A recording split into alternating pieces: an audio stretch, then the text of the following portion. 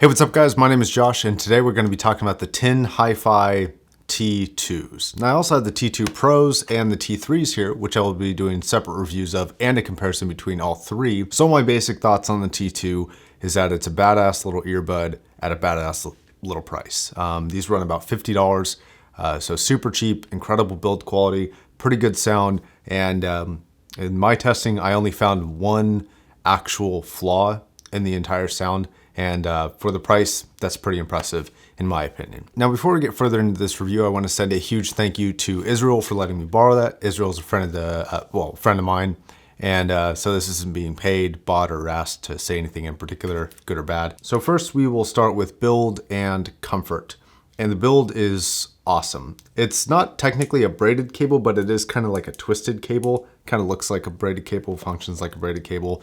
So it's kind of a braided cable, just not braided. And the way that you can actually put these things in your ears is twofold.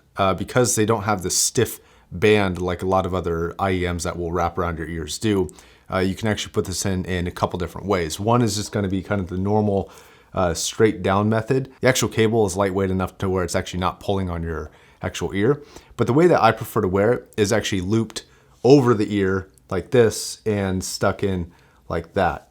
And then you kind of release some of the tension on your actual ear canal. And it makes for just longer listening sessions, or if you're going out working out with these, it makes them, a lot safer, that they're not going to fall out of your ear or anything like that. In this orientation, they're really, really comfortable. They're cold at first, especially in the colder states like up here in Washington, but they seem to heat up after about 30 seconds to a minute.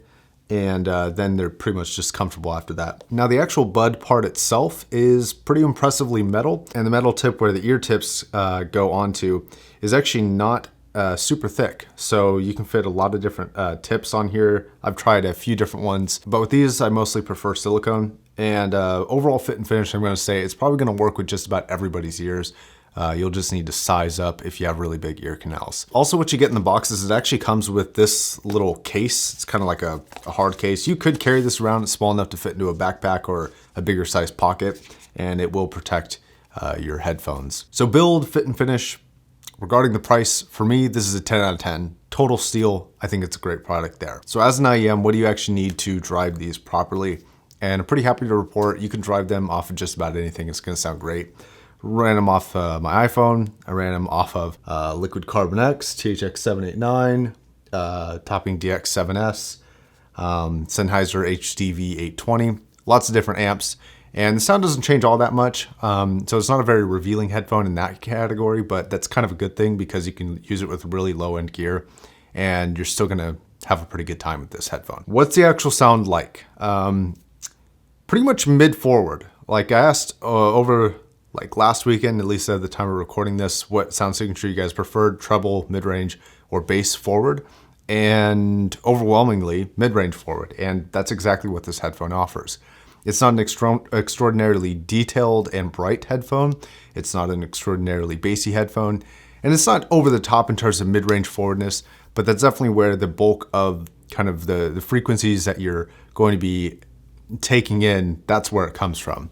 And so it's got a very pleasing sound signature, and that mid-range performance tends to handle all different types of genres, different types of music very, very well. For the vast majority, I'm going to have really nothing but great things to say about this. I just want to get the one and only complaint that I have about the actual sound signature about this IEM. I want to get that out of the way first.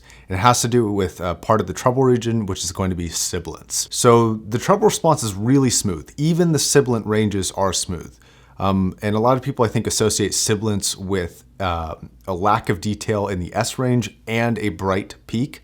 Think like SHP 9500s or HE35Xs or HD800s. Those are sibilant headphones, but they also happen to be bright. So the sibilance is really in your face, and it can get kind of irritating. There is a lack of detail in the S and the T and the th range. I don't think I've ever said that before. So there is a little bit of a lack of detail in there, but it's not extremely forward. It's not a very bright region on this headphone. So it's smooth in the sibilance range, in that S range, in terms of forwardness and brightness. It's not a very bright sibilance but it is a little bit of a loss in detail. And that's really the only complaint that I have about this headphone for the price.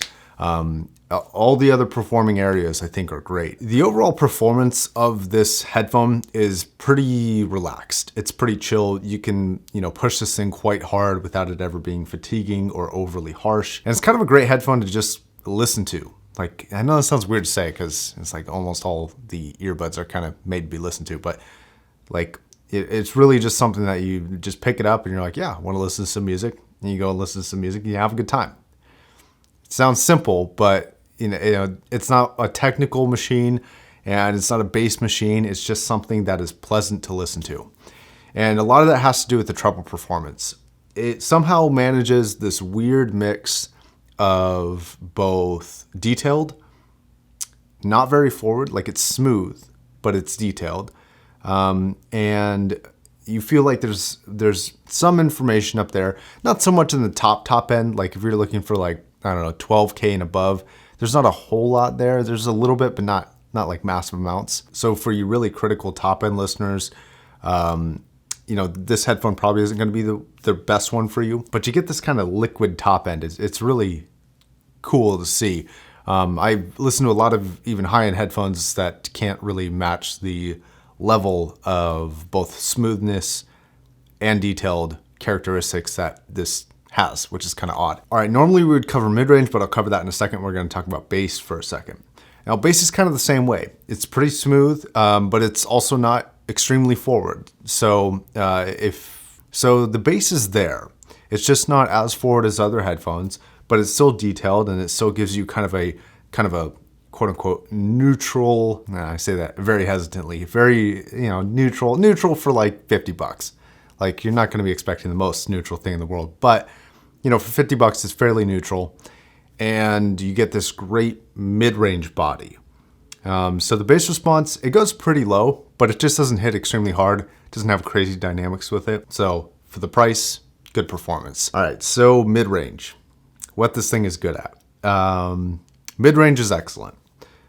This has enough different characteristics, different timbre qualities to different vocalists to make them stand out from one another very, very distinctly. Presentation of the mid-range, I think, could be perhaps a little bit better, but it's still very good. One of the key aspects, and I guess we'll slip a little bit into imaging and soundstage here. One of the key aspects to this headphone that I love, this might even be the defining thing that I love about this headphone, is that it's got space in the sound. Like things have room to breathe. It's not a bunch of stuff just happening into like a point right on top of your head like a lot of other IEMs can kind of force the sound to be like. This is just like, it's not trying to impress you. It's not trying to force everything at you. It's got a lot of room for separation between the instruments, between the vocalists. For the price, it's got a decent level of layering. And more importantly, there is just kind of room and space in the sound. And it sounds, it doesn't sound like open back, but it sounds open. It sounds spacious. It sounds kind of wide in a sense. Now, imaging and soundstage. Imaging could be better. I will admit that's one of the weaker points. It's not horrible, but it's not great. And soundstage is kind of in the same ballpark. And it's weird to say all those things about it being spacious, but that it's not the widest thing in the world. And it's not the widest thing in the world, but it still sounds kind of open in a weird sense. It's kind of odd. Maybe if you've heard it, you kind of know what I'm saying, but if you haven't, you're like, the fuck are you talking about? That's how I feel about it. And I think that's going to wrap me up into the conclusion of this IEM.